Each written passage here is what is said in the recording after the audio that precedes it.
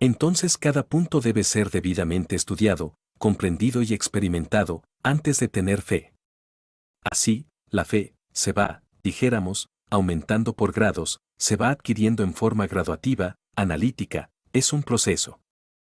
No se consigue a base de empirismos, ni de afirmaciones o negaciones absurdas.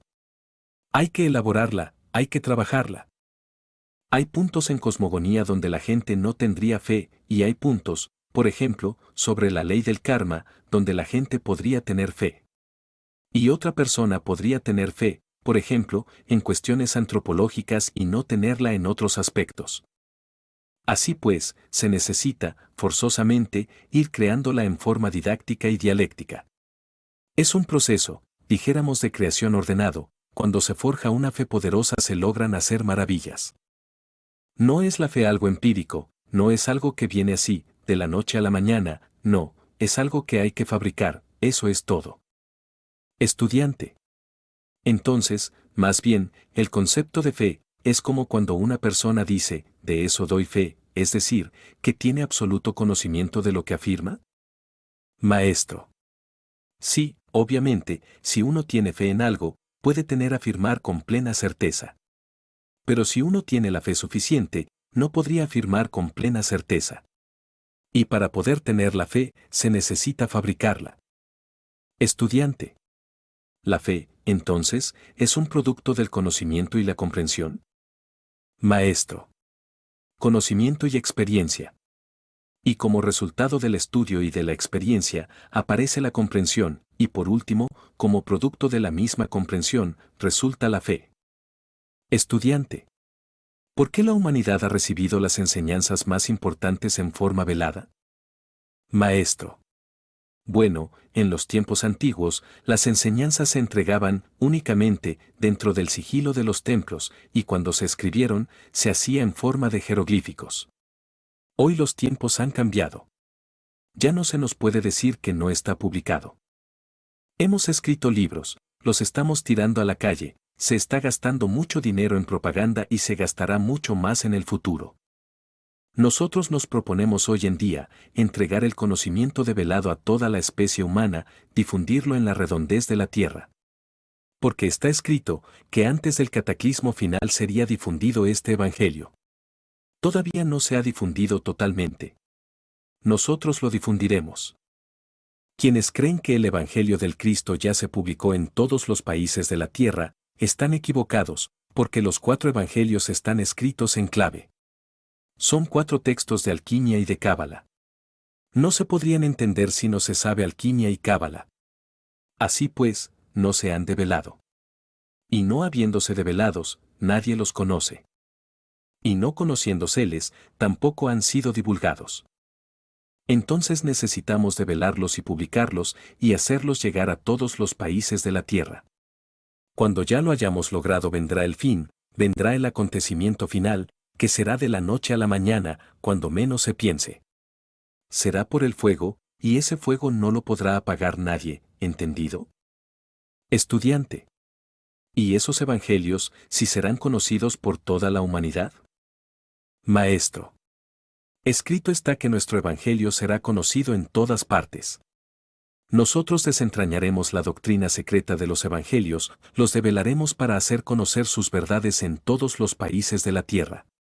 Cuando ya lo hayamos logrado, vendrá el cataclismo final. Estudiante. Y la humanidad, lógicamente, no aceptará esos evangelios. Maestro. La humanidad está convencida de que los evangelios ya fueron divulgados, pero no es cierto, no se han divulgado, porque están en clave. Cuando se hayan develado y propagado por toda la faz de la tierra, entonces sí se podrá decir que se han divulgado, antes no.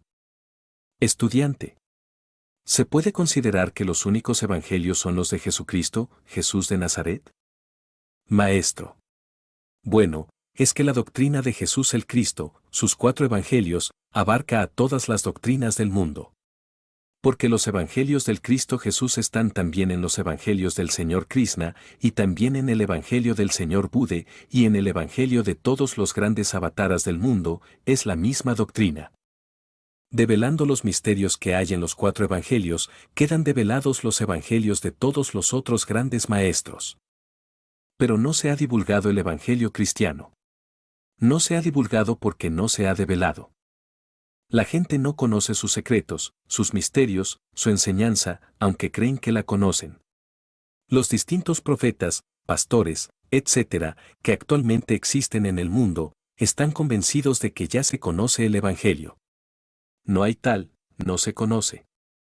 Pero los gnósticos lo vamos a hacer conocer, vamos a dar las enseñanzas contenidas en los evangelios al mundo entero.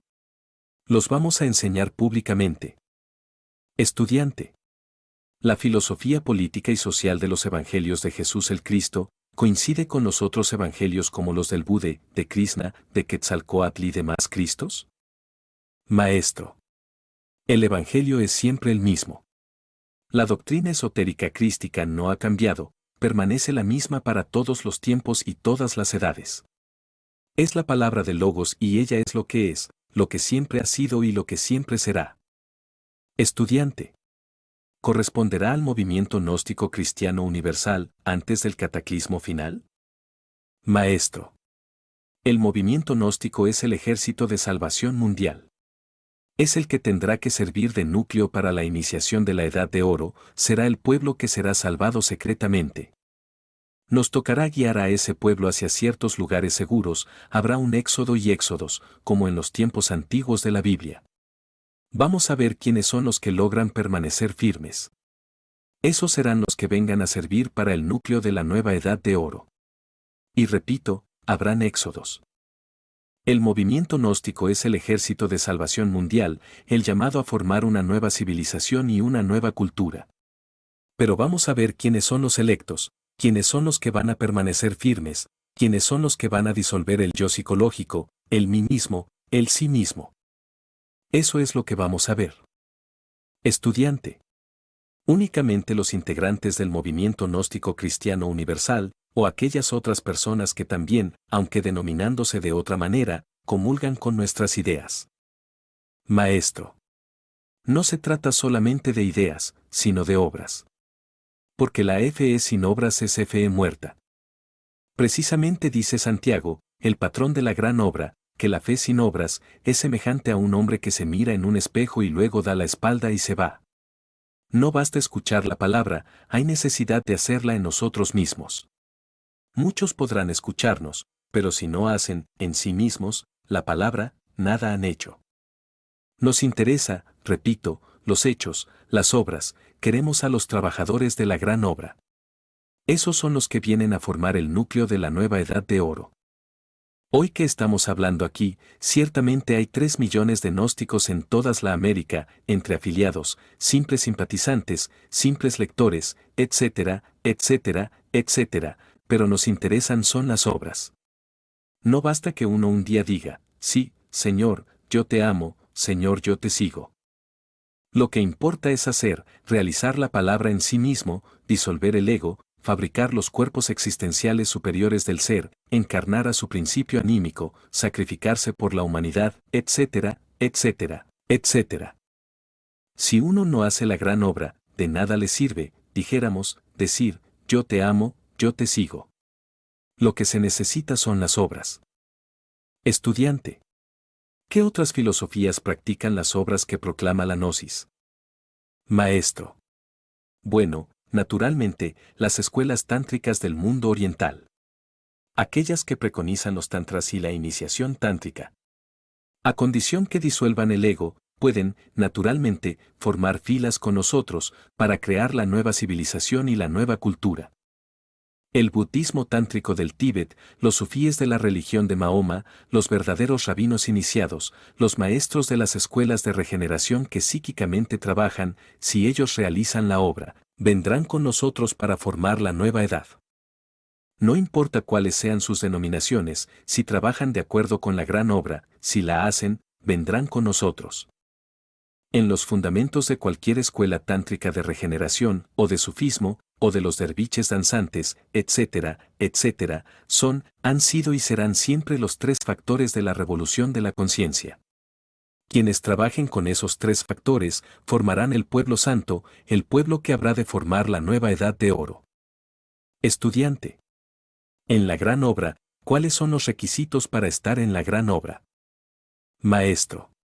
Los requisitos básicos ya los conoces, la disolución del ego, porque hay que acabar con todos nuestros defectos psicológicos, la fabricación de los cuerpos existenciales superiores del ser, se realiza eso, es obvio, mediante la transmutación del hidrógeno sexual SID-12, el sacrificio por la humanidad.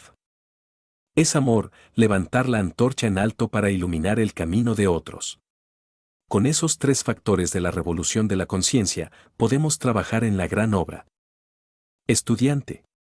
¿Cuáles son los caminos para realizar la tercera parte, es decir, el servicio a la humanidad? ¿Cómo se le puede servir a la humanidad? Maestro. Cada cual sirve de acuerdo con sus aptitudes. El médico podrá servir curando a los enfermos, no solamente a los que tienen dinero, sino a los que no lo tienen, asistiendo no solamente a los ricos, sino a los infelices, sin discriminación ninguna y desinteresadamente. El preceptor, haciendo conocer a sus educandos los principios básicos de la gnosis.